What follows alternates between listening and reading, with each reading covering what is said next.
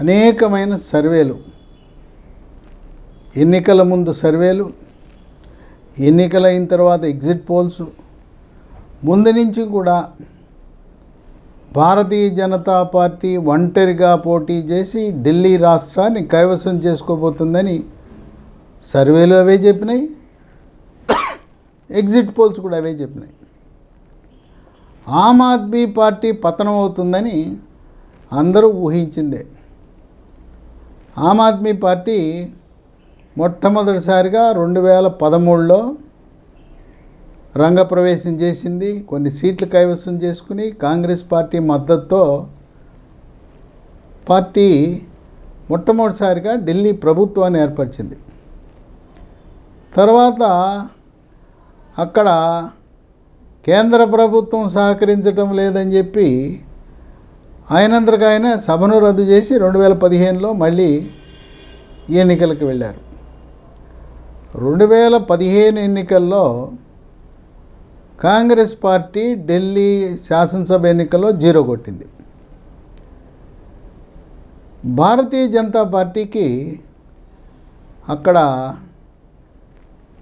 ఆమ్ ఆద్మీ పార్టీకి 67 సీట్లు వస్తే భారతీయ జనతా పార్టీకి 3 సీట్లు వచ్చినాయి. ఇక 5 ఏళ్ల పరిపాలన అయిన తర్వాత 2020లో మళ్ళీ ఎన్నికలు, మూడోసారి ఎన్నికలు జరిగితే అప్పుడు ఆమ్ ఆద్మీ పార్టీకి 62 సీట్లు, భారతీయ జనతా పార్టీకి 8 సీట్లు వచ్చాయి. మళ్ళీ కాంగ్రెస్ పార్టీ 0 కొట్టేసింది. 2025లో జరిగిన ఎన్నికల్లో కూడా కాంగ్రెస్ పార్టీ 0, ఆమ్ ఆద్మీ పార్టీ 22కు పరిమితమైంది. భారతీయ జనతా పార్టీ అనూహ్యంగా 48 సీట్లలో విజయం సాధించింది.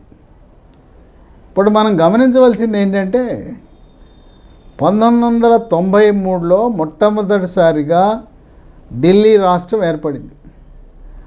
5 ఏళ్ల పాటు భారతీయ జనతా పార్టీ పరిపాలన సాగించింది.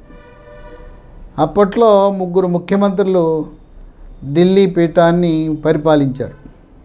సాహెబ్ సింగ్ వర్మ, అలాగే మదన్ లాల్ ఖురానా, ఆఖరి ముఖ్యమంత్రిగా సుష్మా స్వరాజ్. 98లో అప్పుడు ఢిల్లీకి శాసనసభ ఎన్నికల్లో కాంగ్రెస్ పార్టీ అప్పుడు ఒక మహిళ వల్లనే, ఆమె వల్లనే గెలిచింది. పార్టీ గొప్పదనం కాదు, షీలా దీక్షిత్. ఆమె కుంభకోణాలకు వ్యతిరేకం, అవినీతికి వ్యతిరేకం, పక్షపాత ధోరణికి వ్యతిరేకం, అవసరమైతే పార్టీని కూడా ధిక్కరించే శక్తి ఉన్న మహిళ. షీలా దీక్షిత్ 15 సంవత్సరాల పాటు ఢిల్లీని పరిపాలించింది. 98లో గెలిచింది. మళ్ళీ రెండోసారి కూడా, అప్పుడు రెండోసారి వచ్చేసరికి యూపీఏ ప్రభుత్వం ఉంది. యూపీఏ ప్రభుత్వం 2004 నుంచి 14 వరకు ఉంది. అంటే షీలా దీక్షిత్ కలిసి వచ్చిన అంశం ఏంటంటే ఆమె ముఖ్యమంత్రిగా ఉన్నప్పుడు 10 ఏళ్ల కాలం పాటు అక్కడ కాంగ్రెస్ యూపీఏ ప్రభుత్వం అధికారంలో ఉండటం వల్ల 2 ఢిల్లీ ప్రభుత్వము కేంద్ర ప్రభుత్వం ఒకే పార్టీ అవటం వల్ల అనేకమైన అభివృద్ధి కార్యక్రమాలు షీలా దీక్షిత్ వల్ల జరిగాయి. షీలా దీక్షిత్ వెళ్ళిన తర్వాత కాంగ్రెస్ పార్టీ పూర్తిగా పతనం అయిపోయింది. ఇక 2013 తర్వాత వాషౌట్. షీలా దీక్షిత్ ఉన్నప్పుడు ఆమె పట్టుదల గల మహిళ. ఆమె కామన్వెల్త్ గేమ్స్ ఏర్పాటు చేయడానికి కావాల్సిన అన్ని మౌలిక సదుపాయాలు ఏర్పాటు చేసింది. ఈ మెట్రో రైలు వ్యవస్థని ఆమె ప్రతిష్టాత్మకంగా తీసుకుని దాన్ని ఏర్పాటు చేసింది షీలా దీక్షిత్. ఆ విధంగా 98లో గద్దెనెక్కి 2003, 2008, మళ్ళీ 2013 వచ్చేసరికి కాంగ్రెస్ పార్టీ ఓడిపోయింది. ఇక తర్వాత ఈయన కేజ్రీవాల్ గద్దెనెక్కాడు. ఎంతసేపు కేంద్రాన్ని నిందించటం, కేంద్రం నుంచి నిధులు తెచ్చి ఇప్పుడు ఆయన ఏదో బస్తీ దవాఖానా అని పెట్టాడు. ఆ బస్తీ దవాఖానాకి నిధులు ఎవరిచ్చేది? ఆయుష్మాన్ భారత్ కింద కేంద్ర ప్రభుత్వ నిధులతో బస్తీ దవాఖానా పెట్టి ఇదేదో నేను చెప్పి పెట్టానంటాడు. ఆ బస్తీ దవాఖానలో చేసే పరీక్షలు, మందులు పూర్తిగా కేంద్ర ప్రభుత్వం ఇచ్చే నిధులు. ఈయన ఆయుష్మాన్ భారత్ మేము ఇస్తాం, ప్రతి ఢిల్లీ పౌరుడికి 5 లక్షల వరకు ఉచితంగా వైద్యం చేసే అవకాశం ఇస్తానంటే దాన్ని ఇది ప్రధానమంత్రి మోదీ ప్రవేశపెట్టాడు కనుక నాకు వద్దని తిరస్కరించాడు. ఢిల్లీ ప్రజల్లో తీవ్ర వ్యతిరేకత ఉంది. ఎప్పుడూ పొద్దున్న లేచినప్పటి నుంచి ఢిల్లీ కేంద్ర ప్రభుత్వంతో ఘర్షణ వైఖరి వల్ల ఢిల్లీ ఆశించిన రీతిలో అభివృద్ధి చెందటం లేదనే భావన ఢిల్లీ పౌరులకు కలిగింది.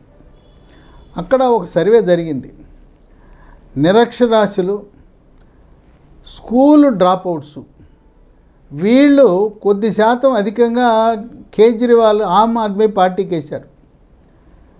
విద్యాధికులు, గ్రాడ్యుయేట్లు, పోస్ట్ గ్రాడ్యుయేట్లు, వృత్తులలో ఉండే వాళ్ళందరూ కూడా అధిక శాతం భారతీయ జనతా పార్టీకి మద్దతు ఇచ్చారు.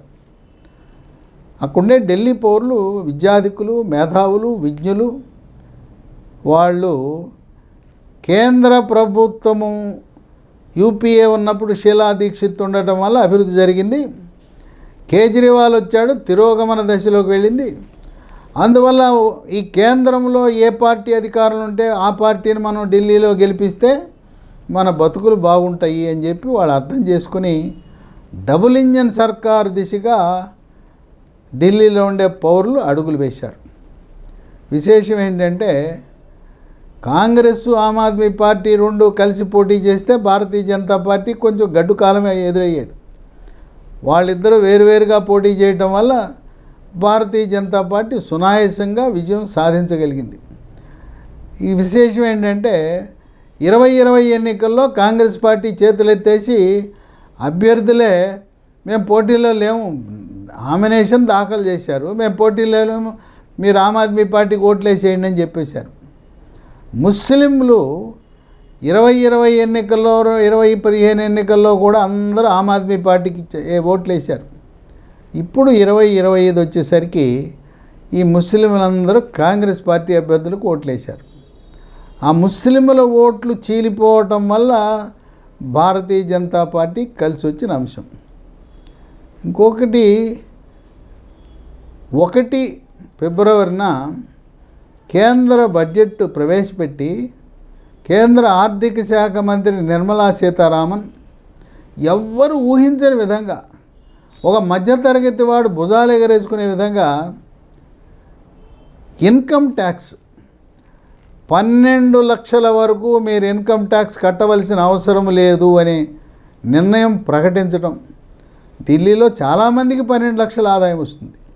దాంతో ఈ ఇన్కమ్ ట్యాక్స్ పరిధిని పెంచటం అనేది ఈ ఎన్నికల్లో 1వ తారీఖు పెంచారు, 5వ తారీఖు అసెంబ్లీ ఎన్నిక. వాళ్ళందరూ ఆనందంతో భారతీయ జనతా పార్టీ బ్రహ్మాండం, మేము ట్యాక్స్ కట్టకుండా మాకు వెసులుబాటు కల్పించిందని ఓటేసేసారు. ఇంకోటి ఏం చెప్పారు భారతీయ జనతా పార్టీ, ఏదైతే ఆమ్ ఆద్మీ పార్టీ విద్య, వైద్యం, విద్యుత్ విషయంలో ఏదైతే వాళ్ళు పథకాలు అమలు చేస్తున్నారో వాటిని మేము కొనసాగిస్తాము, ఇంకా వాటిని మెరుగుపరుస్తామన్నారు. మీకు ఉచితంగా విద్యుత్ ఇస్తున్నారు, మేము ఇస్తాం.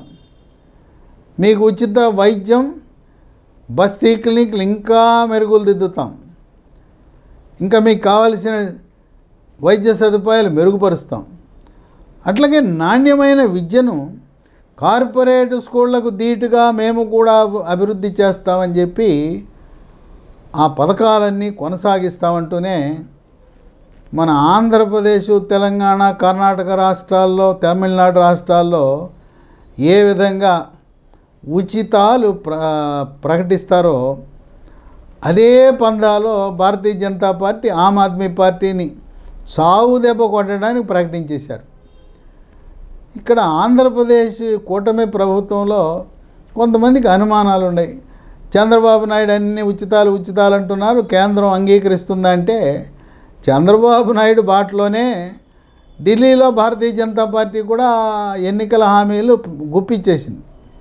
వాటిని అమలు చేయడానికి కావాల్సిన ఆర్థిక వనరులు ఉన్నాయి వాళ్ళకి. ఏం చెప్పారు? ఆంధ్రప్రదేశ్లో చంద్రబాబు నాయుడు పథకము అన్న క్యాంటీన్, 5 రూపాయలకు భోజనం, 5 రూపాయలకు టిఫిన్. ఇది ఆంధ్రప్రదేశ్లో ఉన్న ఈ మేనిఫెస్టోని తీసుకెళ్ళి ఢిల్లీలో అమలు చేశారు.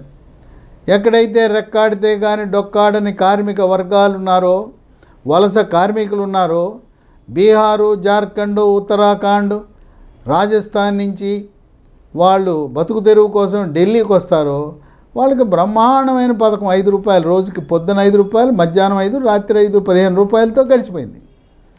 ఇది బాగా వాళ్ళని ఆకర్షించింది. ఇంకోటి ఎక్కడా లేని విధంగా గర్భిణీ స్త్రీలకు ప్రతిసారి గర్భం దాల్చినప్పుడు 21,000 నగదు వాళ్ళ ఖాతాలో వేయటం. ఇది ఇంతవరకు ఏ రాష్ట్రంలో కూడా ప్రవేశపెట్టలా. ఈ పథకాన్ని ఆంధ్రప్రదేశ్లో కూడా ప్రవేశపెడతారేమో చంద్రబాబు నాయుడు త్వరలో. ఢిల్లీ విధానాన్ని ఇక్కడ కూడా ప్రవేశపెట్టడం ద్వారా ఇక రాజకీయంగా తిరుగులేని కూటమి గెలుపవుతుందనే భావన ఉంది.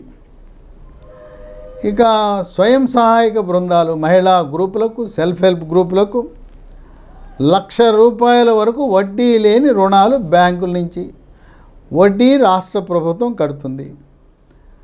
గ్యాస్ సిలిండర్ 500 రూపాయలకే గ్యాస్ సిలిండరు. మార్కెట్లో 900 ఉన్నా, 1000 ఉన్నా, ఎంత ఉన్నా 500 రూపాయలకే గ్యాస్ సిలిండరు.